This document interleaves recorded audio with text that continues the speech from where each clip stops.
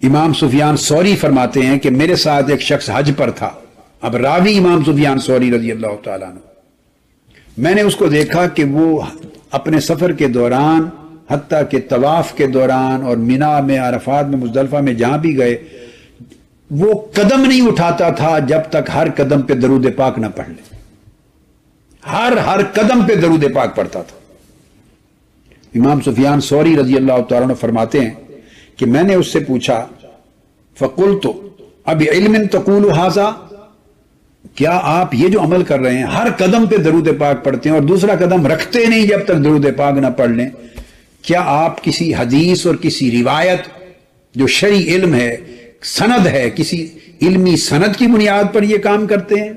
قال نعم، اس نے کہا ہاں، میں علم شرعی کی سند کی بنیاد پر یہ کام کرتا ہوں. ثم قال، اس نے پوچھا من انت، اے پوچھنے والے آپ کون ہیں؟ وہ نہیں جانتا تھا کہ یہ امام سفیان ثوری ہیں. اتفاق سے جیسے حج پر آپس میں ساتھی مل جاتے ہیں، ہم سفر ہو جاتے ہیں. آپ کون ہیں؟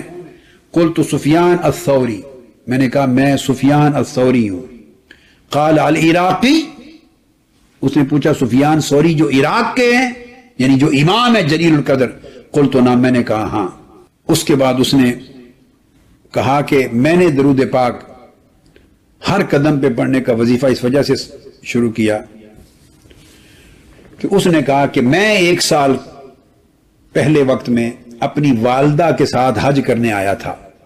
میری والدہ نے مجھے کہا دوران طواف کہ بیٹے میری خواہش ہے کہ مجھے کعبۃ اللہ کے اندر داخل کرو، میں کعبۃ اللہ کے اندر جا کے عبادت کروں. دروازہ کھلا ہوگا، جو اس زمانے کھول دیتے تھے. یہ تو تابعین کے بعد اتباع التابعین اور سلف صالحین کا زمانہ ہے. تو میری والدہ نے خواہش کی، سو میں نے اپنی والدہ کو اٹھا کے کعبۃ اللہ کے دروازے سے گزار کے اندر داخل کیا. جو ہی کعبۃ اللہ کے اندر میری والدہ داخل ہوئی، اس کا پیٹ پھول گیا، متورم ہو گیا اور چہرہ سیاہ ہو گیا. اور اس حالت میں میں پھر اس کے پاس پریشان ہو کر بیٹھ گیا. چہرہ متورم ہے، چہرہ بالکل سیاہ ہو گیا ہے اور پیٹ پھول گیا ہے اور قریب مرگ اس کی حالت ہو گئی ہے. میں پریشان ہو کے بیٹھ گیا. میں نے ہاتھ اٹھائے کہ باری تعالیٰ اب اس حالت میں اپنی والدہ کو کہاں لے کے جاؤں اور کعبۃ اللہ سے باہر بھی نکالوں تو بڑی شرمساری ہے، سب لوگ طواف کرنے والے کیا کہیں گے.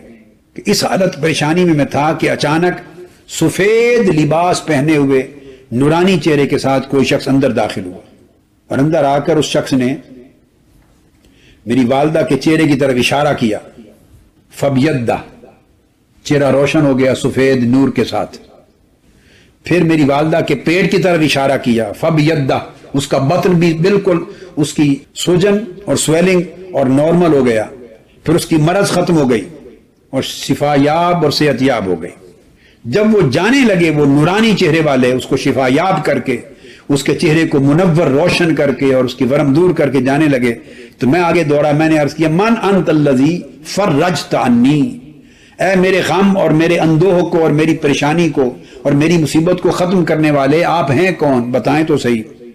انہوں نے جواب دیا قال انا نبیک محمد صلی اللہ تعالی علیہ وآلہ وسلم، میں تیرے نبی محمد مصطفیٰ صلی اللہ علیہ وآلہ وسلم. اور اس کی والدہ کی عادت کیا تھی کہ اس کی والدہ کثرت کے ساتھ آقا علیہ السلام پر درود و سلام پڑھا کرتی تھی، کثرت سے درود و سلام پڑھتی تھی. اس کے دیگر اعمال کی وجہ سے وہ گرفت میں آ گئی، مواخذہ ہو گیا، قریب اس کے کہ وہ مر جاتی یا اسی حال میں رہتی. تو آقا علیہ الصلوۃ والسلام نے کثرت سے درود پاک کا صلہ آ کے عطا فرمایا. تو میں نے عرض کیا یا رسول اللہ صلی اللہ علیہ وسلم، اب آپ نے اتنا بڑا کرم کر دیا تو مجھے کوئی نصیحت کر جائیے، حکم دے جائیے، میں کیا کیا کروں زندگی میں.